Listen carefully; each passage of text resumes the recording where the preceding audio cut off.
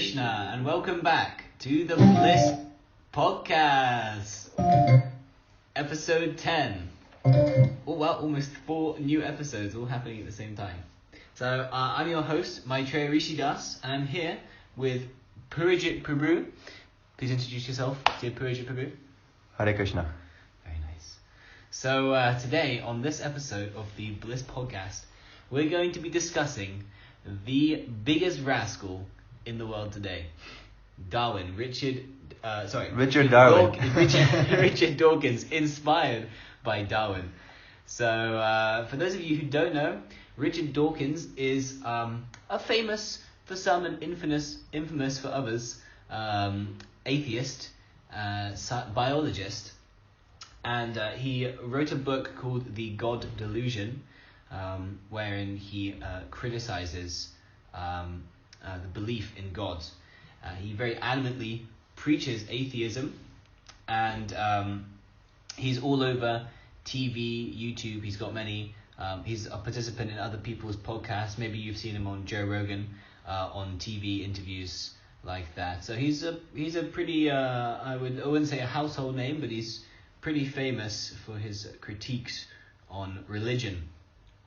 So he also attended a TEDx talk. TEDx is like a platform that allows certain people to express their ideas in a public conference, and they post the videos from that conference online.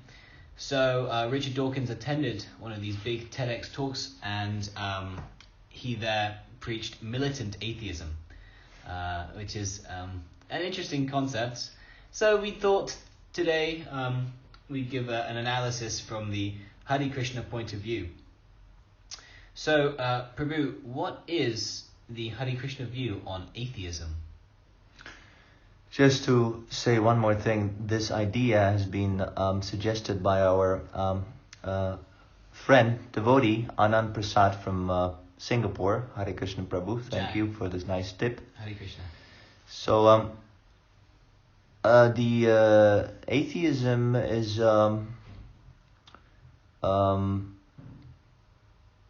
what was the question? What is the Hare Krishna view on atheism? How do we view atheistic philosophy? Well, I don't know exactly, because atheism is not exactly a philosophy so far I'm concerned. It is just a denial. It's like a destructive force, but it doesn't have any substance.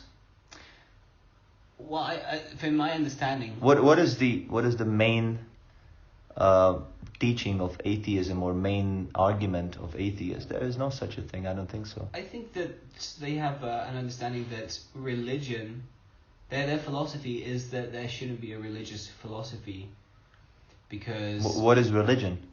Well, their understanding of religion is belief in a higher power and following religious principles in pursuit of the satisfaction of that higher power. I say higher power because people have different definitions of God. Okay, but what about nature? Nature is a higher power. The atheists, they don't accept the existence of nature. Oh, that they certainly do. So then what is religion according to the atheist? Well, then they don't believe in a supreme personality. Mm-hmm. Ultimately, their belief is that if there is a God, it's impersonal, because... Okay, but many religious people don't believe in the personality. They are engaged in rituals, and they go to church or mosque or temple, but they don't actually believe in the personality of Godhead. Well, they would say... They go out of tradition or family custom, but they don't believe. So what is actually atheism? Well, just a little... Or religion, elaboration. according to atheism, yeah. A little elaboration on that point, that certain religionists would say that they believe in a personal God. Say I'm a Christian. Mm-hmm. I would say, well, I believe in the Son of God, Jesus Christ. He's a person. They accept Jesus as a person. Mm-hmm. And similarly, the Mohammedans, they accept Muhammad as a prophet, as a representative of God, and Allah as also as a person. He has names, Okay. personality, like that. In that sense. Mm-hmm. desires. So they believe in the person God, but the information may not be as detailed as other religions.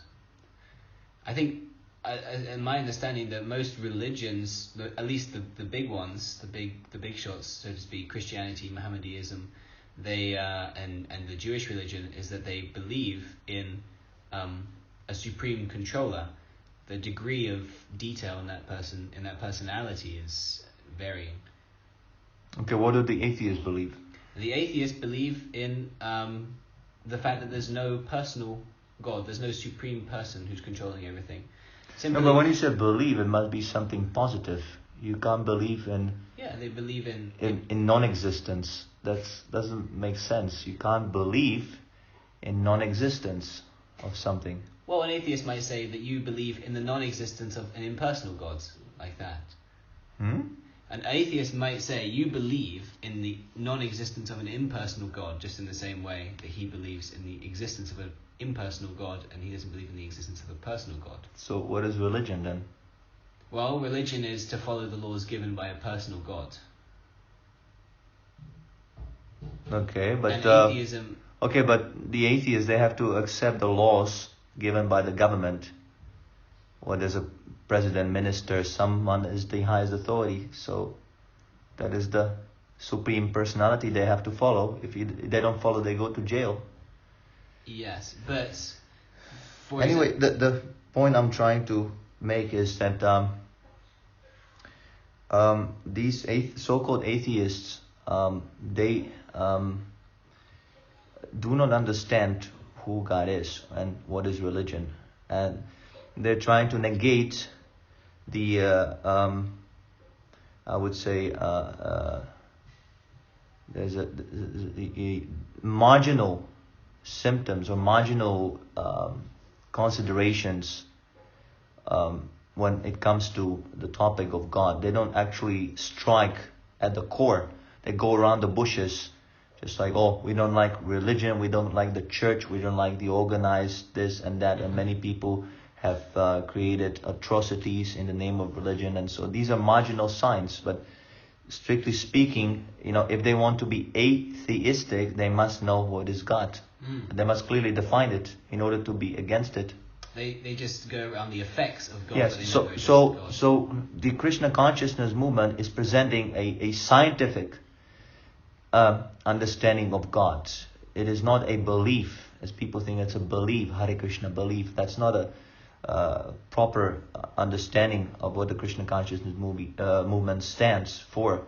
It is a science, just like they have their science, materialistic science. We have the science of consciousness. No one can deny the existence of consciousness. Because you're conscious, you can hear right now what I'm saying. You can see things around you because you're conscious. As soon as the consciousness leaves the body, just like in sleep, right? You're not conscious of your body.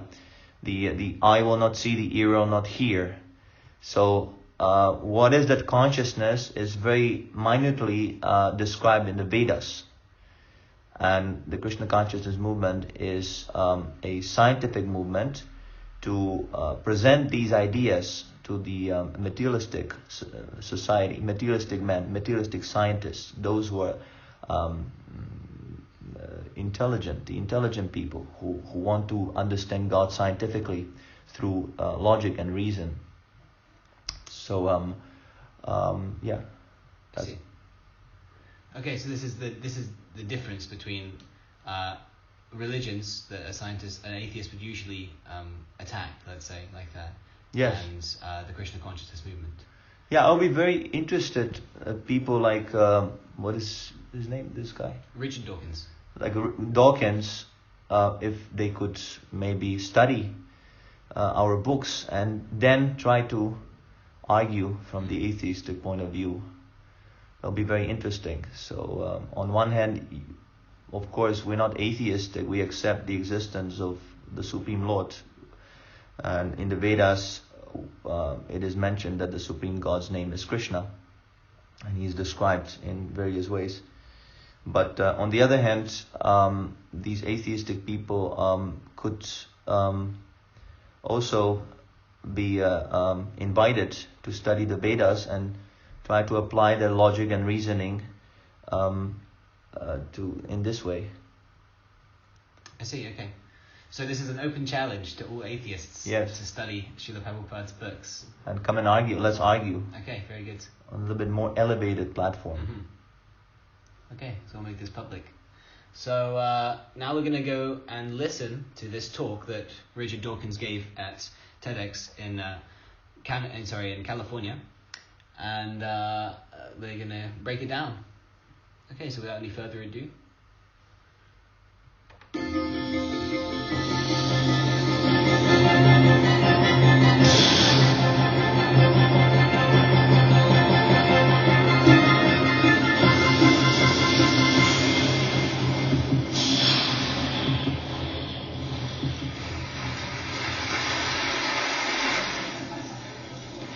That splendid music, the coming in music, the Elephant March from Aida, is the music I've chosen for my funeral. And you can see why it's triumphal. I won't feel anything, but if I could, I would feel triumphal at having lived at all, and at having lived on this splendid planet, and having been given the opportunity to understand something about why I was here in the first place before not being here. Hare Krishna. Hare Krishna. So, right off the bat, he's barely started talking, but I thought something interesting there that he mentioned near the beginning was that he said, I'm not going to feel anything. Of course, I won't feel anything.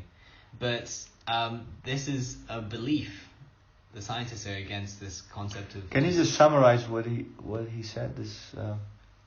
Sorry. Well, Richard Dawkins just said that at his funeral he wants to play this music that was the introduction for the TED Talk, and even though he won't feel anything because he'll be dead, it will be triumphal. So I thought it was an interesting point that he actually has no idea, and no one has any idea. What is the triumphal when you think about it? Like, why is he thinking that death is triumphal? He said that I have been given an opportunity to understand something about why I'm here before I'm not here, something like that. So what is triumph? You want to understand something. You have been given opportunity, and what is that something that he understood? And that was not clear. Yeah, that he kept vague. And that's another question. Like, what is the purpose? Like, we know the purpose of life is to realize yourself, God, Krishna, and dedicate your energy towards service to Krishna. What is the aim of an atheist? Well, I've talked to a few... Aim of life, yeah. Yeah, I've talked to a few atheists, and a common theme for atheists is that they want to increase the comforts of life for future generations and for their own existence. That life came about somehow or other by accident, but now that they're here, let us enjoy. Some atheists, they want to also make like man immortal or discover all there is to know about everything. Just make the best use of a bad bargain, I guess, in that respect. Mm-hmm. So death is a problem. Well, then what is the triumphal? Because he says it was triumphal. When he dies, he's gonna think it's gonna be triumphal. But the other scientists are trying to extend the lifespan because they understand that death is a problem. So there's a contradiction, I guess. Yeah. They have different ideas, different atheists. It is this militant atheism. So it's not really a science in that respect. Yeah. Yeah. But you wanted to say something about that he won't feel it. Yeah, well, I just thought there was another interesting point on top of this, that he believes that he won't feel anything at death, but he has no knowledge. There's no science to say what happens after death.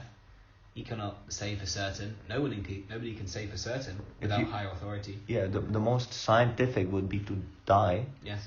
And find out through his senses whether he can feel or not, and then come back and tell us. Right. Because otherwise it's a belief. Yeah, there's just a hypothesis, no experiment, no conclusion. Actually. Yeah, you should experiment and die, first of all.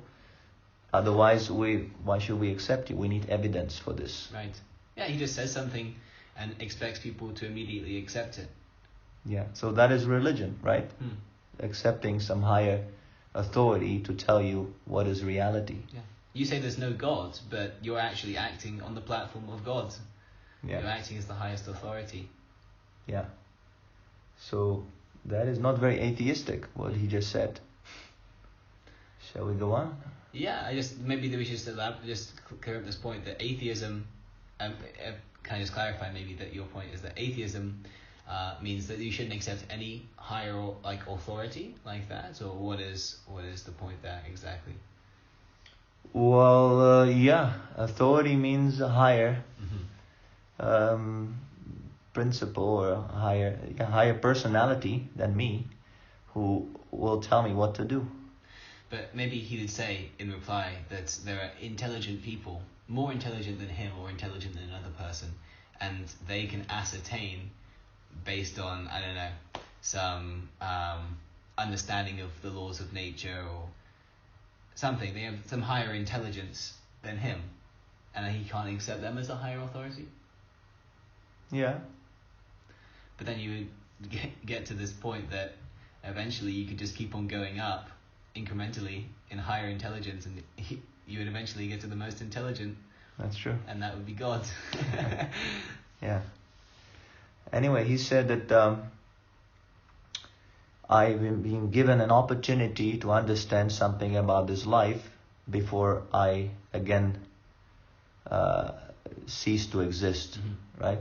And there's a nice shloka in the Bhagavad Gita, where Krishna is challenging the atheist, or I would say he's going along with the atheistic argument. You know, he said, this is in the second chapter. Krishna says, avyakta dini bhutani vyakta madhyani bharata avyakta nidhanani eva tatra ka paridevana. All created beings are unmanifest in their beginning, manifest in their interim state, and unmanifest again when they are annihilated. So what need is there for lamentation? And our spiritual master, Srila Prabhupada, he comments, accepting that there are two classes of philosophers, one believing in the existence of soul and the other not believing in the existence of the soul, there is no cause for lamentation in either case. See, triumphant. Can be triumphant. Non-believers in the existence of the soul are called atheists by followers of Vedic wisdom. Yet even if, for argument's sake, we accept the atheistic theory, there is still no cause for lamentation. Apart from the separate existence of the soul, the material elements remain unmanifested before creation. From this subtle state of unmanifestation comes manifestation. Just as from ether, air is generated, from air, fire is generated, from fire, water is generated, and from water, earth becomes manifested. From the earth, many varieties of manifestations take place. Take, for example, a big skyscraper manifested from the earth. When it is dismantled, the manifestation becomes again unmanifested and remains as atoms in the ultimate stage. The law of conservation of energy remains, but in course of time things are manifested and unmanifested. That is the difference. Then what cause is there for lamentation either in the stage of manifestation or unmanifestation? Somehow or other, even the unmanifested stage, things are not lost. Both at the beginning and at the end, all elements remain unmanifested, and only in the middle are they manifested, and this does not make any real material difference. So another thing he said, Mr. Dawkins, he said that if I could feel right? If I could be there while the music is being played at my funeral, I would feel triumphant. What is it I? I was just thinking. What is it I? If you're just the body, you're there. If you're just elements, why is he separating the I from the body? Yeah. That means that the soul, he is implying that there is something different from the body. Why is he using this terminology even? Because he can't get around it. Yeah, He is the consciousness. So he should not say like that. That is wrong. That is not atheistic enough. We should make our own, we should write our own doctrine of atheism, Yeah. so the atheists can actually properly speak and preach according to their own philosophy. That is hypocritical. Hmm. You should be a solid atheist. Not use this if I could feel, and what is that desire even? If I could feel, why you desiring like that? Why you have this desire? If I could, I wish I could. In other words, he says, I wish I could feel it. I will not be able to feel it because of my belief that there is no life after death. But if I could, why you have this desire? Where is the desire coming from? As Krishna says, you are unmanifested as life in the beginning, according to the atheistic theory. Right? Life is coming from chemicals. So you don't exist before your birth, and you will not exist after you're dead. So what is that I could, if I could? What is that desire for the immortality? See, he has a desire for immortality. Everyone. Why he doesn't die immediately? If it's a triumphant, right? Why dragging the existence? Right. Just kill yourself immediately and be triumphant. Right. Why does he keep on feeding the body, sleeping, taking care? He probably goes to a doctor when he has a cough or cancer or something. Why is he doing that? If death is triumphant, then die immediately. Right. What is the use of doing anything in the interim state, right? You're non-existent before your birth. You'll be non-existent after your death. Why are you trying anything? What is an opportunity? An opportunity to know about what is the value of the knowledge. Even, okay, he might say that, yes, I have understood how this planet is very splendid. That's what he said. It's splendid planet. But what is the value of that? You were nothing in the beginning. You'll be nothing in the future. What is that? Well, he might say that even if I would be unmanifest and unmanifest, both in the beginning and the end, while I experience now, for some reason or other, there's some, neurons in the brain that are interacting, creating experience. Yeah. And for some reason or other, I'm here now. So I may as well experience it. Why? Well, because the opportunity is there. Somehow or other, I can feel enjoyment. So why not enjoy? But what is that enjoyment? That is illusion. Because you're just chemicals. And the self, what we perceive as myself, is simply an interaction of these chemicals. It has no real existence according to the atheistic theory. It's like a projection. Right? The chemicals, they interact and they create a projection of consciousness. And when the chemical composition changes, the consciousness ceases to exist, according to the atheistic theory, right? So, why chase after some illusory so-called enjoyment of the so-called self? Do the chemicals enjoy? Well, does dead matter enjoy? He said, no, I could not feel, right? He cannot feel, but he will not feel. Whatever he is in the manifest state does feel. For some reason or other, the certain combination of the chemicals does feel. So maybe he would say, well, that's true, it's illusory, but for some reason or other, I do feel it. So. No, but what is that I? Exactly. The I is the chemicals, not the projection. Not the soul, right? He's against the soul. Atheists do not accept the existence of the soul. Before we come to God, right. Let's just deal with the soul, with the self.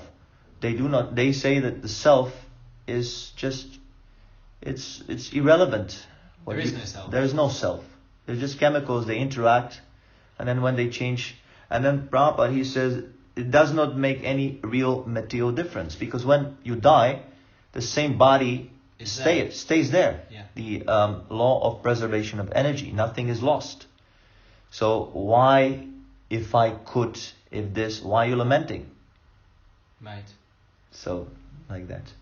And another thing is that, no, I've lost the point. Anyway, maybe we should continue. But actually, no, kind of in this connection. Yeah. That he says that why, what is my purpose here? But why does matter, just dead matter, how does it have the ability to question and to go higher? You know, if it's a product of, and why is he struggling also, like we said, why is he desiring, why are we going after this enjoyment? If you're a product of nature, and the nature is that you die, the temporary body is there, that's life itself. There's nothing more than that. You could say in one sense that that's the absolute truth. Right. That the process of life is simply to die and nothing else, and it's just an amalgamation of chemicals, then there should be there's no element different from that. Like, we understand that we have these questions. We don't want to struggle in the material existence because we are eternal spirit soul. So naturally this struggle is there. But an atheist, if he accepts as the absolute truth that it's just nature, then there's no other element to question that nature. Right. There should be no struggle at all. He should just accept, continue, and there should be no question. There shouldn't even be like philosophy. Yeah, because the self doesn't exist. The I is just an illusion, so to speak. So what is the purpose of chemicals getting to know, or having the opportunity to know why the chemicals are there? Right. They're just there anyway. Even before you're born, the chemicals are already there. You eating, the food is already there, whatever the baby takes, and then that creates the body that is always there. Right. And similarly, when you die, the chemicals from your body will be dispersed, somewhere, whatever, so they remain there. So why are you questioning what is my purpose here, and what is the purpose of this illusory projection of the self by the chemicals? Right. There's no purpose in it. And what chemical, can you identify the chemical that's thinking about another chemical? It's all matter. So how can what is that? What aspect of matter that's able to think about another aspect of matter? Why you make a distinction between one chemical and the other one chemical? It's all one mass, one matter. We make distinctions just because we're conscious. We identify something as chair or this or that. We make divisions according to our needs. Right? We have divided, analyzed this world because we're conscious, and we have to make differentiation. Right? That's another definition of consciousness, that the consciousness is the ability to discriminate. Right? Matter doesn't have any discrimination. Discrimination also implies free will.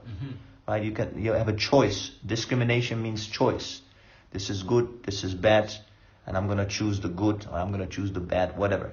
So again, another contradiction.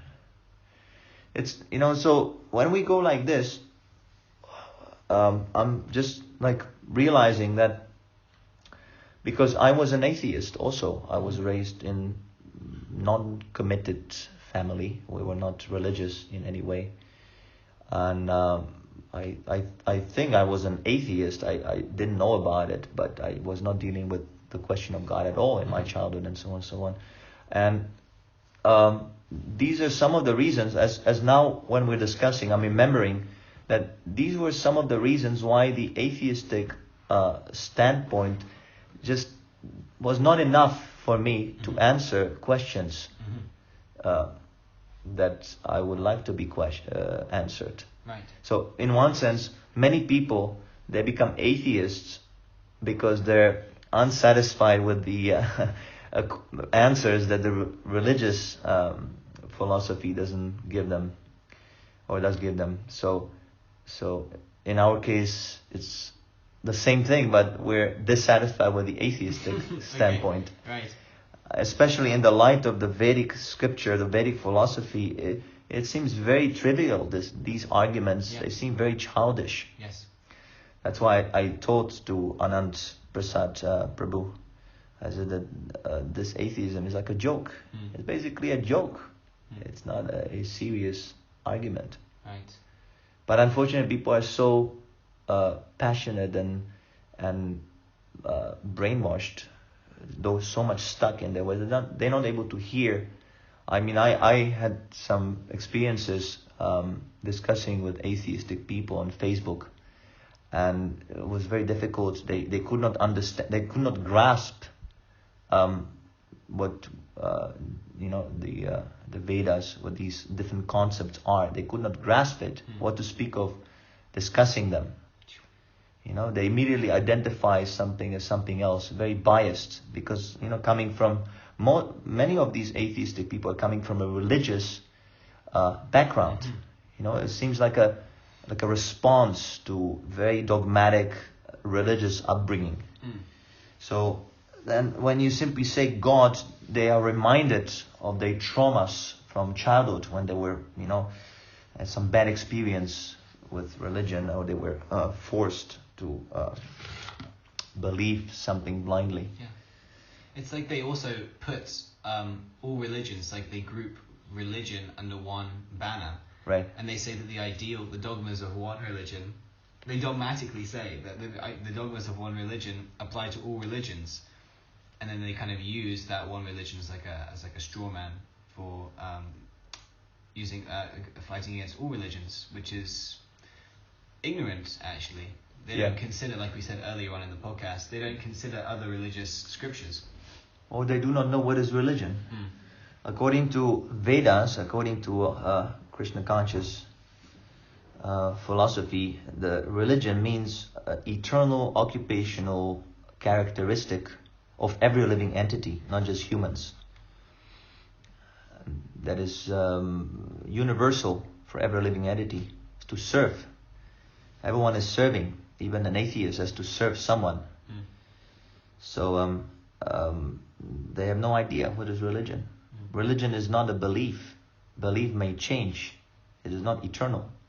Someone, as I said, someone might be a religious person and then becomes atheistic. For example, many people take up religion to improve their economic situation. Oh, God, give me this, give me that. And when God doesn't supply, they become atheistic. Oh, God it doesn't work. I wanted something from God and He didn't give me. I want God to become my servant and He did not follow my orders, so I don't believe in God. So God is actually not our servant, He is the master. And this is not our relationship with Him, that He is supposed to do whatever we want. And, He's supposed to show Himself to us whenever we want, on our beckoning. He's supposed to, reveal Himself. Instant revelation. So we first of all must understand what is religion, what is God, then we can discuss.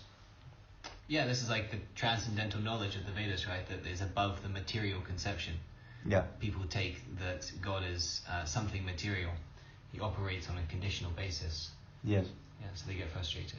Maybe just one more realization that because you mentioned this, what's the meaning of anything that's happening in the in-between period? And that also means that any principles that an atheist might have, moral principles, it also is meaningless. It has no basis actually for existence. If everything is just matter, then any moral principle or higher ideal for life is also completely pointless. So it's like quite a dangerous philosophy, actually, very misleading and dangerous philosophy. Yes. Can create a potentially violent mindset in people because they have no basis for any of they have no accountability for any action that they do. Yeah, from that point of view, they're just like the fanatical religionists, because they also do not question their own philosophy. I don't think that the atheists, they really analyze their own philosophy, because there's so much immersed. Even the name atheism, it's all based on God. They probably meditate on God more than many of the religious people. Right. So they never actually get the time to analyze their own philosophy. Right. Yeah, that's like there's this pastime in the Srimad Bhagavatam of Kamsa, right? But he is actually, this demon Kamsa is actually God conscious, Right. in a similar way to a devotee is, but actually not. He's not a devotee because he's not thinking how to love Krishna. He's thinking about how to kill Krishna always, but he's still thinking about God, Krishna always. Because Krishna is transcendental, whether you think of him in a negative way or a positive way, that is auspicious and purifying. So that's another aspect. I don't think it's very much propagated, that God is transcendental, that you cannot conceive of God through your dualistic mind. Dualistic mind. Your mind is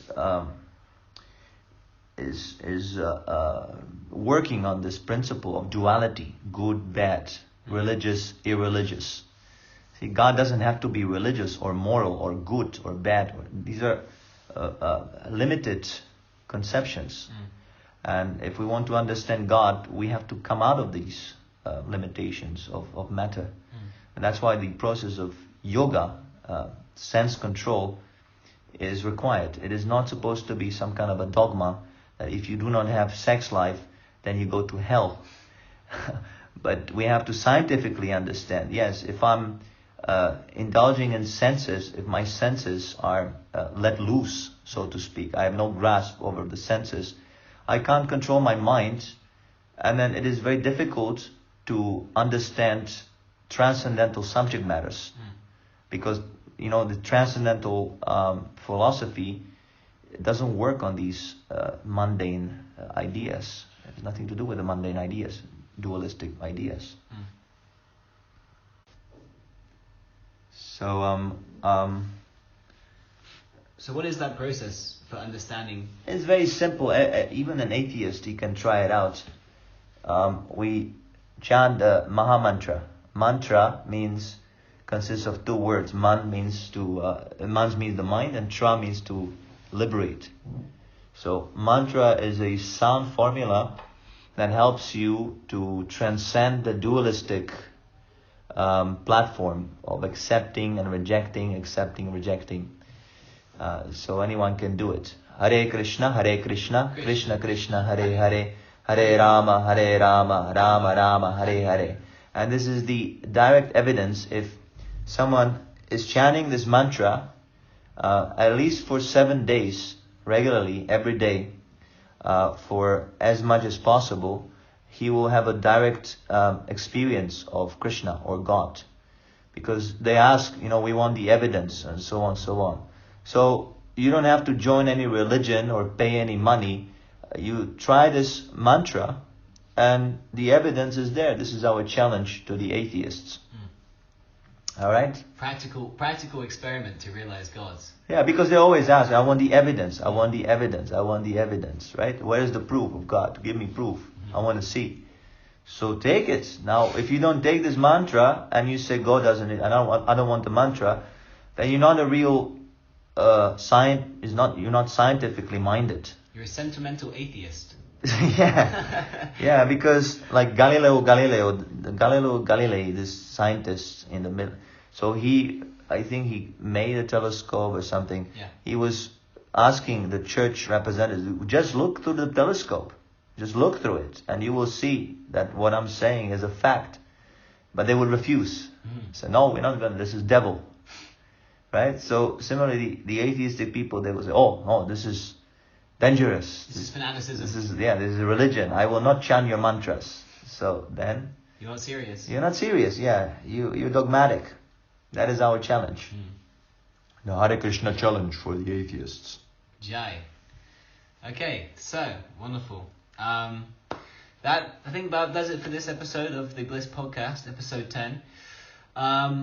If you would like to learn more about the fanaticism of the atheists and the science of God, you can contact us on our website and check out all the articles, ebooks, all the content we have there on the expandthebliss.com website. Purujit Prabhu has written a new book, History of Atheism, The History of Atheism. Prabhu, what is this book about? This book is basically mapping the journey of the soul from the liberated platform and his downfall to the cycle of samsara, the cycle of birth and death, transmigration, and his gradual elevation back home, back to Godhead.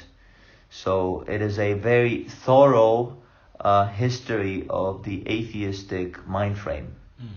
And of course it is based on the teachings of our spiritual master, His Divine Grace A.C. Bhaktivedanta Swami Prabhupada. So I will try to upload this humble offering, whatever you want to call it, on the website. That'll be on the website this week, am I correct? Yes. Okay, wonderful.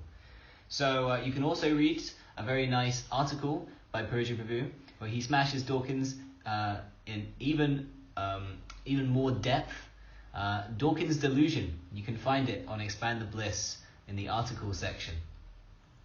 And if you'd like to hear more from Prabhu about the transcendental science of God, he gives classes on the Srimad Bhagavatam, the ancient scripture that we study, the Hare Krishna study. He gives every morning here in La Linea. So if you're around Gibraltar and La Linea, please come to the classes at, what time are they? Usually 8:30 in the morning. And then you can attend there. And once a week we post one of these nectars on YouTube, on Expand the Bliss channel on YouTube. So be sure to check that out.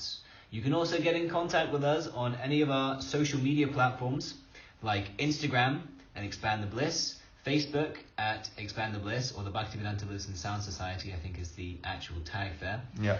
And of course our YouTube channel, and Twitter also, Expand the Bliss.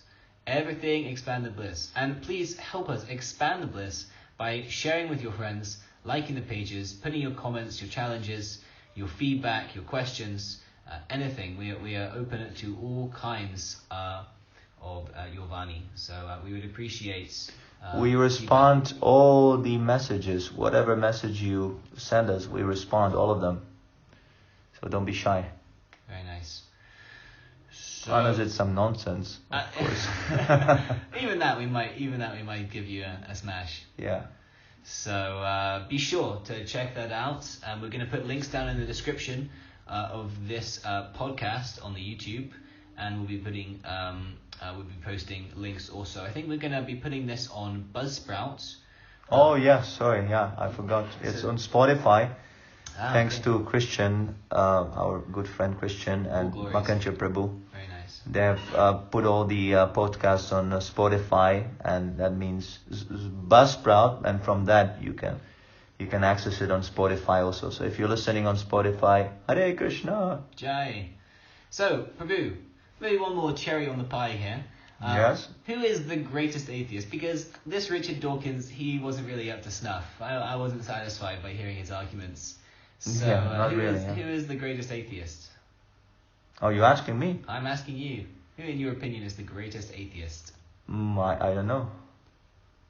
Would you You tell me. I would say the greatest atheist has got to be God, Krishna, the Supreme Personality of Godhead. He's the greatest atheist because he doesn't believe in God. Because he is God. Right. How can he possibly believe in God? He is God. He knows he is God. Jai. Nothing higher. Jai. So Krishna is actually the greatest atheist. Kick out this Richard Dawkins nonsense. Okay, wonderful. He's the only person who can be atheistic. The only true atheist. Yeah, but even he shows when he comes, like Lord Chaitanya, for example. Lord Chaitanya comes in the form of his own devotee. Krishna comes to taste the bliss of his own devotee. So what these atheists, what they can understand? Nothing. So, yes, thank you, Anand Prasad, Prabhu, for your lovely suggestion. A very fun podcast. We appreciate your suggestion very much. All right.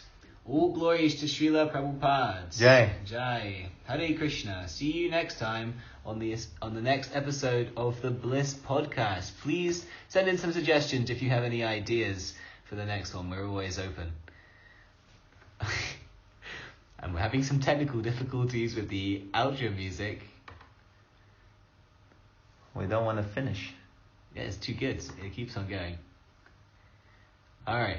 Hare Krishna. See you next time.